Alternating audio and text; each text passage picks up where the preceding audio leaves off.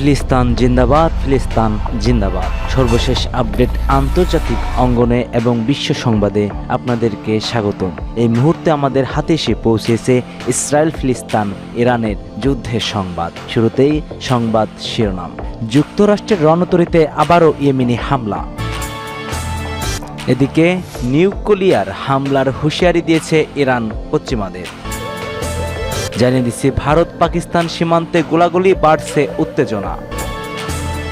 আরও থাকবে মার্কিন যুদ্ধ বিমানের উপর উপসাগরীয় দেশগুলোর নিষেধাজ্ঞা। জানিয়ে দিচ্ছি, গাজার খাদ্য পরিস্থিতি নিয়ে ইসরায়েলের যে দাবি তা হাস্যকর বলছে জাতিসংঘ। এদিকে সিরিয়ার বিমান ঘাঁটি নিয়ন্ত্রণের চেষ্টায় তুরস্ক মরিয়া। এতক্ষণ শুনছিলেন সংবাদ শিরোনাম, এবার বিস্তারিত। তবে তার আগে কে কোন জেলা থেকে আমাদের ভিডিও দেখছেন ও শুনছেন জানিয়ে দিন কমেন্ট সেকশনে। একই সঙ্গে কমেন্ট করে জানিয়ে দিন আপনার মূল্যবান মতামতটি এবং অনুরোধ থাকবে সম্পূর্ণ ভিডিওটি দেখার। আর ভিডিওটি ভালো লাগলে অবশ্যই একটি লাইক করবেন। পরবর্তী আপডেট পেতে চ্যানেলটিকে সাবস্ক্রাইব করবেন। যুক্তরাষ্ট্রের রণতরীতে আবারও ইয়েমেনের হামলা। ইয়েমেনি আর্মড ফোর্স যুক্তরাষ্ট্রের বিমান বাহিনীর রণতরী USS Harry S Truman missile আর ড্রোন হামলা চালিয়েছে। এ হামলা হয়েছে রণতরীটি যখন লোহিত সাগর পাড়ি দিচ্ছিল ঠিক তখনই। বিষয়টি নিশ্চিত করেছে মিলিটারি একজন মুখপাত্র। ব্রিগেডিয়ার জেনারেল ইয়াহিয়া সারি জানান যে দেশে 24 ঘন্টায় এটি তাদের তৃতীয় হামলা। শত্রুর অবস্থানের বিরুদ্ধে ইয়েমেনের পদক্ষেপের অংশ এটি। এই উত্তেজনা বেড়ে যায় যখন মার্কিন যুক্তরাষ্ট্র সাদা ও হোদাইদা একাধিক বিমান হামলা চালায়। সেখানে 3 জন বেসামরিক নাগরিক নিহত হয়েছে লোহিত সাগর জুড়ে। তাই এখন নতুন উত্তেজনা দেখা দিচ্ছে।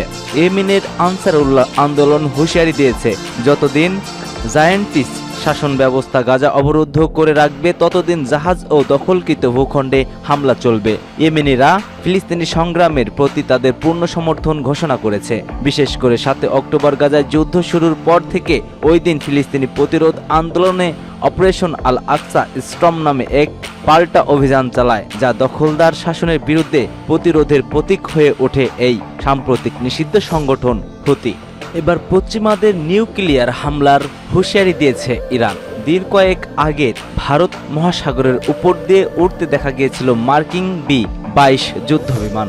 বলা হয় এই বিমান নাকি তাদের বায়ুসেনার সবচাইতে শক্তিশালী বোমারু বিমানগুলোর মধ্যে অন্যতম। একটি প্রতিবেদন অনুযায়ী এই যুদ্ধ বিমান নিয়ে ব্রিটিশ নিয়ন্ত্রণ অধীন একটি দ্বীপেও ঘাঁটি বেঁধেছে মার্কিন সেনা।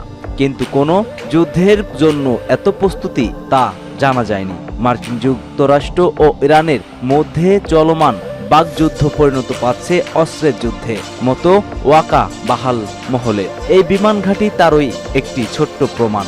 গতকাল আবার ট্রাম্পের বোমা হামলার পাল্টা হুঁশিয়ারি দেয় ইরান।